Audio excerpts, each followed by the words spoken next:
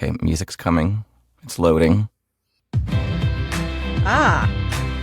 See, just like that. Starting over. No mistakes were made at all. Today is Monday, January 3rd, 2022. This is the Producers Happy Hour. We're back, two producers on opposite coasts, chatting over drinks about what it means to be a good producer. I'm Lawrence Lewis in Los Angeles. And I'm Sister Christian, currently in New York City. And we started the year off strong to bring you the latest in COVID updates, labor updates, trashing the union, maybe not. Maybe we're some here shit for talking. Who knows? It's all up for grabs in episode 1 of 2022. And I know it was season 3. Season 3, yes. We want to hear from you. Holy shit. So join the conversation at producershappyhourgroup.com or email us at producershappyhour@gmail.com. Send us your questions, your comments, your ideas for show topics, anything you want to get off your chest. And very importantly, besides getting a Casper mattress, you should rate and review us on Apple Podcasts because it really helps out other people like you find the show. And that's what it's all about. Also, join us for office hours we believe in mentorship and sharing information in this business because it's kind of non-existent. So we want to bring that to people. So if you're new to the industry, if you're stuck somewhere in your career, need some advice, hit us up, producershappyhour@gmail.com. Yeah, let us know if you'd like to have office hours with us. We'd love to tell you, because a lot of us would love to talk about what we do all day long for a living and how to do it the right way. Right. And also info at standwithproduction.org. Yes, we'll talk a lot more about Stand With Production in a bit. But first, Christian, are you having a drink this lovely day on January 2, January 3? No, but I did have some weed, so... Okay, good. Here's the thing. I feel like this happened about 6 weeks ago. I may have hit that sweet spot where you're overworked so much and you can't, your hours are so long that you just can't even find the time to drink. So I've actually tapered off for a little bit. Okay. Well, Right. This will be an interesting month for the show because I'm doing dry January. So boring. I actually thought about that when I went to get my LaCroix out of the fridge. I was like, I wonder, just because it seems like the most pressure to be dry happens in January. Too, because of the overindulgence that we all just went through. I know. Over the holidays. Yeah. Right? And I know a lot of people push it to February. And because it's the shortest month. Right. And mine might extend through February, so we'll see. Oh, wow. Yeah. How about that? Well, then we're going to have to find something else, like acid, Molly. Yeah. What are you dosing today? It's macro, not micro, just so you know. Exactly. So it sounds like it's a dry episode for both of us. It is a dry episode, but not dry. Never dry. Full of dad puns today, everyone. Full of it. So obviously we did not do a closing. We got so busy last year. We did not do a closing episode to kind of, say goodbye and thank you to our listeners for 2021. And we're starting early. We usually take January off, but here we are because we have the time and we're doing it. And there's a lot to talk about. So sorry we kind of disappeared last year, but here we are. Well, I'd like to, in our personal catch-up time right now, I'd like to address that a little bit. So I know that I've been pretty open about my mom, being ill and such. Yes. And I've been taking a lot of last-minute unexpected flights to Nashville and such. And she had contracted COVID right before the holidays because she's in a facility where it's a rehab facility for people, if you've had a stroke or you've broken your hip or something like that, Yes. Not quite long-term care yet, but it's a breeding ground for germs and COVID, and there's no way to escape it because she can't leave. So yeah, a lot of the facility caught COVID. I think that's what happened in the beginning anyway, when it was rampant in nursing homes and prisons. Right. So she caught that and she's better now. I'm not going to, she's better now, but they gave her the thing that they gave Trump, Oh, yes. I can never say it. Monoclonal antibodies. That shit Monoclonal works. antibodies. Yeah. That shit works. Like, yeah. I mean, I just have to say, if anybody's parent or somebody gets sick who doesn't have the vaccine and it becomes a case, like, request it. Because now it's available for everybody. And I can tell you, it works. Yeah. Great. Yeah. So, there's been a lot of back and forth, but I feel like I'm back for a while anyway, in it to win it, as they say. Well, I'm glad to hear that that she's Things doing are better. better. Mm-hmm. Yes. Yeah, just took a turn the middle of last week for the better. So really, things are looking amazing. up. Yeah. Good. And how are you? I'm all right. I have been enjoying some lovely time off, and just spending it low key with Christopher, my mom, and just friends, and it's been lovely. So it's been a very nice couple of weeks here. So what's it been like in LA? Well, I assume you're talking about COVID. I mean, unless what else is there? What's exactly. what's Brad Pitt up to these days, or what else? How's the weather? Exactly. Yeah, it's been rampant. Oh, wow. A lot of people we know are sick. A lot of friends are sick. There's not been any sense of. Well, I guess Christopher we got a notification of a possible exposure, but that led to nothing. Oh, thank God. Yeah, but a lot of friends, and some restaurants have closed indoor dining, just voluntarily, and a couple bars I think are actually one kind of restaurant bar and another bar have shut down completely. They're just closed. I don't know when they plan to reopen, but yeah. So there's quite a lot of it going on. Thank goodness the hospital rates are down.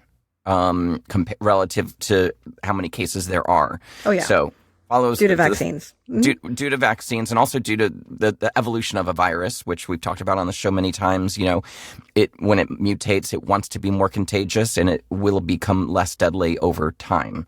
And so apparently that's what, hopefully, the research is bearing that out, according to some of the reports that I've been listening to. That fortunately, our hospitals at least are doing okay. Obviously, the boosters and the vaccines are helping people stay out of hospitals, and hopefully that continues. Yes, because I feel after seeing that Israel has extended the fourth booster or the fourth shot to people over the age of 60 after 4 months, leads me to believe that we'll be getting a fourth one pretty soon. Yeah.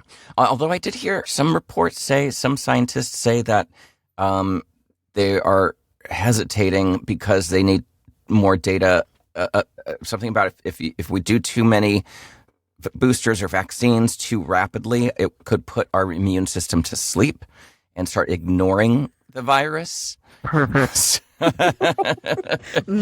So I think the second booster is TBD right now. Because it's like, could you imagine? It's like after a couple hours at a bar, you start alternating with water. Yes. And your drink. Yes. Just like, even it slow out. it down. Got it. Slow it down, even it out. Everyone, we want to make sure that we're not throwing up in the sink. Yes. Got it. Yes. All right. So there's the personal update. There's the LA update. Let's dive into production. What the hell are we talking about? It's a fresh start, 2022. Yippee-ki-yay. Yes, exactly. So I've also been woefully absent from the Stand With Production town halls, and I know that you've been keeping me informed, which I greatly appreciate because it is a huge passion of mine, as, I mean, everybody knows who knows me, but also and hopefully this audience knows, a huge passion of mine to get back to like a humane work. Or back to like just have a humane working environment, right? So, yes. Please update us, Lawrence, because I know were you on yesterday's call? No, I wasn't. New Year's Eve is Christopher and I's anniversary, so we kind of were 13 off the grid. years, I know. So no, I was not participating yesterday. With holidays and stuff, it's just hard. But I was on one call over the holiday break, and a lot of email discussions. So if anybody's unfamiliar, go to standwithproduction.org. And there you will see the information about the group. It's a group of producers, production supervisors, and coordinators who have come together to fight for systemic change in the industry to bring about better working conditions, more humane working conditions that we've been talking about on the show or have been missing for quite some time. Yes. And what the organization has done is they've reached out, they've developed a set of new rates and terms of production employment that everyone's going to stand behind. Everyone who's signed the document at least is going to stand behind and say, we need these terms to protect us from, the way it works now is a job comes in, it looks like a healthy calendar, doesn't award for another weekend to prep, and you lose that time to prep, and basically you've got to work from the day they say go, nonstop until the shoot day. Weekends, Saturday, 6-7 days, overtime, 12, 14 hours a day in prep. All these things are kind of, the normal way we operate as producers and production folks. But now it's getting to the point where it's not tolerable anymore. It's not sustainable anymore. And we don't have the resources to do the jobs properly anymore. So these kind of guidelines are set up to protect us. Like personally, I can't speak for everybody. I don't want a 6-day premium payment. I don't want a 7th day. I just don't want to work the 6th and 7th days. I don't want to work over 40. I don't want the overtime. I don't want the you know what I mean? I'd rather would have just humane hours, time to rest, not abuse my team, and just a better working condition for everybody. Not to have to ask them because they'll do it for you. I've heard that from teams my entire career, and and crew members, and of course I'm here because of you, and I'm just like, please, no. Yeah. This should not be the reason why you're here accepting abuse is because it's a sister Christian job, right? Right. So I would rather know what you consider abuse, and we can have a discussion of it versus just doing your head down and being miserable and uncomfortable because you're on a job and I did not understand what you were going through. And I think that communication obviously is a big one, but you and I have been on jobs and we understand how we've been treated before and how it makes us feel. So we take that and we try not to do that to other people. Yes. I know, it's so simple. It's crazy. It's so simple. It's crazy. I know. It is so simple. I know. But there was a time in my life, I remember, summer of 2008, 2009, 2010, where I wanted, I wanted that. I wanted the overtime. I wanted to work every day. I wanted that. But I mean, I don't want that anymore. I don't want that anymore. I'm glad that you were able to uncheck because I can tell you for the last 3 days or so, I have not looked at my phone. Yeah. And I looked this morning and with much dread looked this morning and saw only a few things that I was able to answer right away. But I also feel somewhat bad about not responding until now. Yeah. Well, we're all in this fight for better self-care. And if that means you have to check out, you need to check out because we should not be available 24 hours a day. We should not be available 24 hours a day. No. And thank you, Zoom. I'd like to shout out to Zoom for making that possible. Being able to work while I'm sick, being able to work while I'm with my mom. You can just hop on a Zoom, no problem, exactly. right? Exactly. Brother. Hospital Wi-Fi's come a long way. It's like you're able to work everywhere at any time. And so, yes, us having the discussions around a work ethic versus actual humane working, they're not tied together. Right. Your work ethic is not married to your ability to be awake for 18-hour days working. Exactly. One thing that I think we should point out in this whole, I don't want to say uprising, but labor movement that we've been discussing for a while. So I don't know if you heard about this one. So there's a few things. I'd love to have an uprising, folks. Just so you know. Have an uprising. If anybody's ready, I'm fucking ready for it to uprise right now. I'm ready. I know a few people that are ready. We are prepared. I can make T-shirts. Yeah.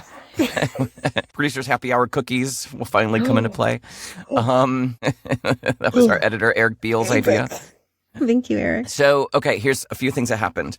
At some point in December, LA key crew department heads in commercial land, so first ACs, gaffers, and key grips, sent an open letter to the AICP telling them that here in Los Angeles, the rates are deteriorating. in commercial production. And so they want to put an end to it. And despite whatever the minimums are in the contract, LA Key Crew are going to be asking $750 for 10. Yeah, fuck yes. $750, $725, $700 for 10. It's going to be the new structure that irregardless of whatever however the contract says, that is going to be the new street rate. So that was a big thing that happened, signed by a bunch of crew, names that you are very familiar to all of us over here on the West Coast. So that was something that came around at the same time Stand With Production was publishing its new rates and guidelines. So that's kind of exciting. Yes. Then AICP, at some point in early December, AICP sent out a letter to all of its members talking about how, they were actually acknowledging that the commercial industry is in a little bit of a crisis, right? How, jobs are so last minute, clients are so demanding, resources are so slim. And, when I say resources, I mean money, budgets, right? Right. I'm not trying to sugarcoat it. Well, resources also, I agree with that, but also is budget, but that requires, less people power, less everything. So resources is very much more than commerce, than money. Exactly. And so it was kind of a great letter. And it seemed like it was stemming off of this because the Stand With Production movement is known to a lot of commercial production companies. We're obvious, we're out there. So we were thinking, okay, maybe there's something going on here that they're trying to address. And then, of course, when we sent out the new terms of employment, the new rates to all the production companies, and there was an offer of a listening session, a Zoom listening session for all the production companies to come and ask questions, state their concerns, it was a feedback session. And a few days before it, AICP basically sent out a letter to all the production company members saying that if they were to engage with us and address us as humans, it honors the organization as a bargaining entity. And they basically were, in not so many words, suggesting that nobody engage. So that was a lovely turn of events. I think people felt hopeful with that first letter that AIC put out, thinking like, oh, maybe they have our backs. They see that this new way of working is not sustainable. And then, of course, as soon as we issue our new rate structure and our new terms and conditions, they kind of turned around and said, nobody should engage with this group. Is it time for me to bring the fire after hearing all this? Because, okay.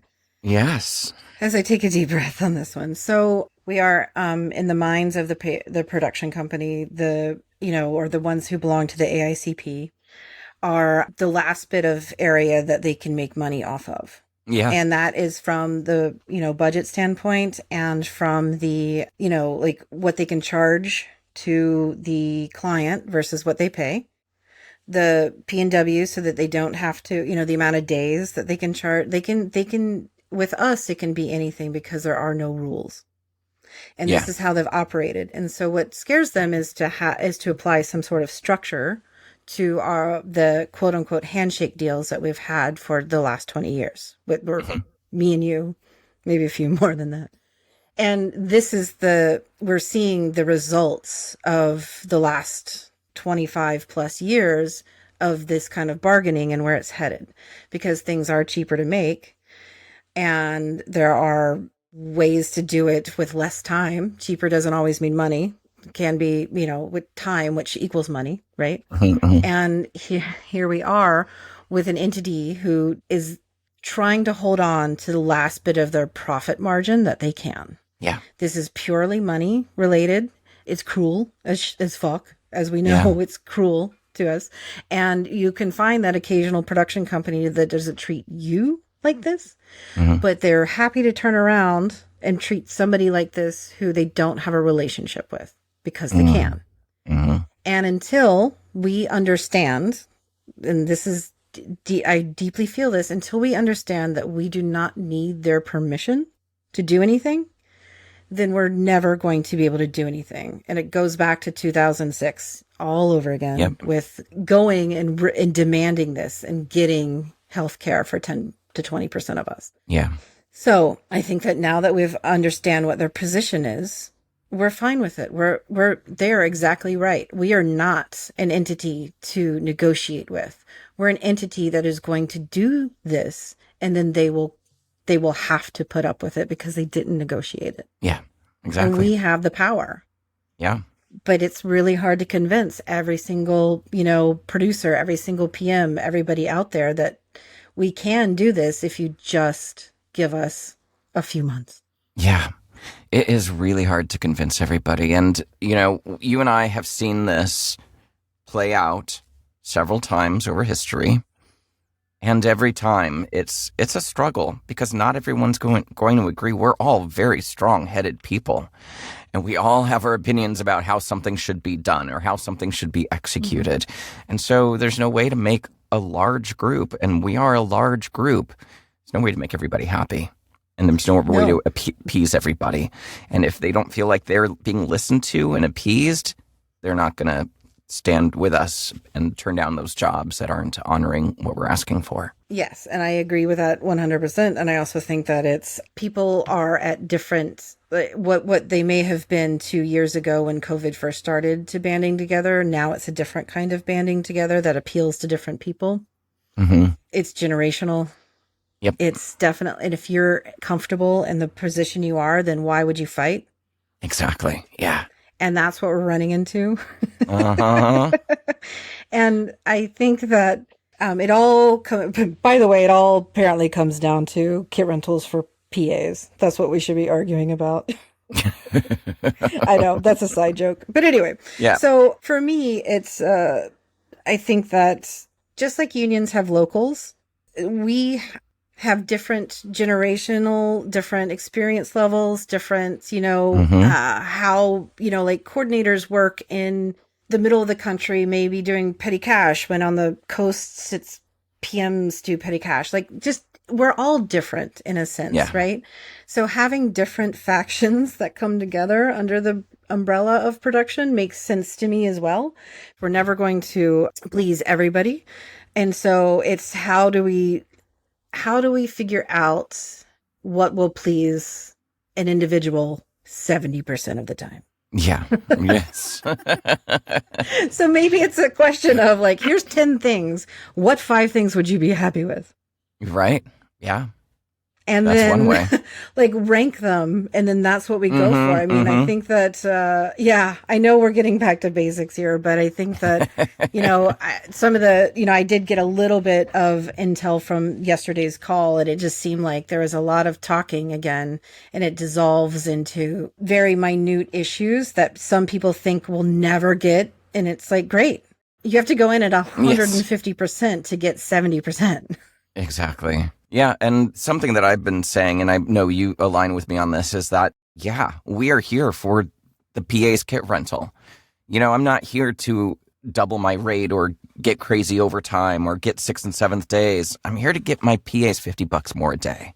Yeah. I'm here to get the coordinators and the production supervisors paid properly and not have to work 14 hours a day on a prep day for 2.5 weeks with no day off in between and not get any sort of recognition. So that's right, and then have to fight over a month from now when an invoice, I know, because there's nobody on staff that can do it. Yeah, it's part of your job. A lot of this is an awareness campaign to the production companies. We're not trying to bilk the production companies, right? Like, that's not the point. The money comes from the clients. Money comes from the clients to the ad agencies, to the production companies. We're not looking to make any production companies go belly up by billing them, something ridiculous. No, but it does cost to do business. And it does cost, yeah. So the people we work for, production companies, need to understand what it costs to do business so that they can be more informed and can advocate for us. Otherwise. Exactly. Yes. Exactly. Yeah. A 5-day shoot cannot be wrapped in 3 days. It's like, can we just or 214s or 214 scheduled for budgeted 214s is really 3 days, people. Yeah, and it's really not that much more. It really isn't. It really isn't. Right. Oh my gosh, so many things. But we talked about this at the end of last year. We should bring it up again because we didn't really have a lot of time to act on it. We didn't even do another show afterwards. But we talked about roundtables.